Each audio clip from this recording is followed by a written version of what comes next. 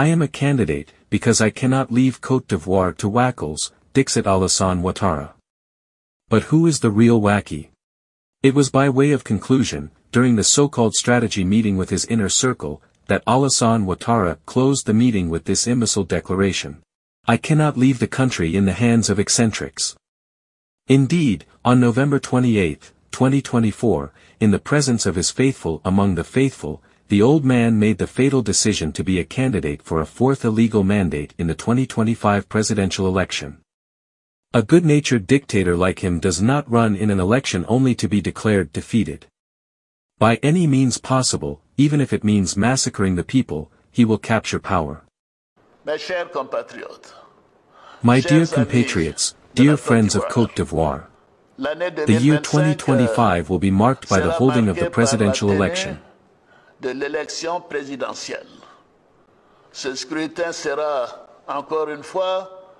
This election will, once again, be an opportunity to confirm the political maturity of our fellow citizens, the strength of our institutions and the roots of our democracy.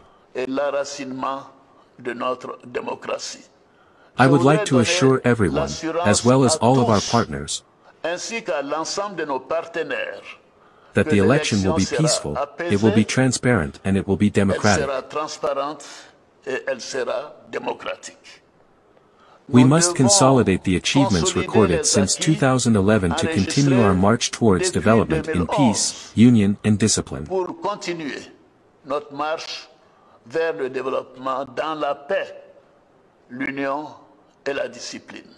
To say that he wants to protect Côte d'Ivoire from eccentrics is to insult the Ivorians, who ruled this country for 14 years, who had plenty of time to prepare competent executives, but preferred to crush all ambition around them. If anyone deserves the term eccentric, it is the one who, after more than a decade of reign, sees no one else capable of leading other than himself. Today, the true face of the tyrant Ouattara is revealed. If, in 2020, he had deceived everyone by pretending to leave power and announced it with great publicity, which had earned him the congratulations of heads of state around the world, he then carried out a spectacular about-face following the sudden death of his foal and candidate Amadou Gon Coulibaly. We remember that as soon as the latter died, as if he was only waiting for that, he stepped over his still warm body to declare that he was forced to apply, while there were other personalities of his party who could have validly presented themselves. The dishonest old man had found this formula to justify his denial and his failure to keep his word, by declaring that he was a candidate due to force majeure. Fallacious argument taken up by the French president, the kid from the Élysée, Emmanuel Macron. In 2020, the dictator of the lagoons proclaimed everywhere that his party was full of talent and that he was spoiled for choice among half a dozen presidential candidates. 5 years later, where have these talents gone?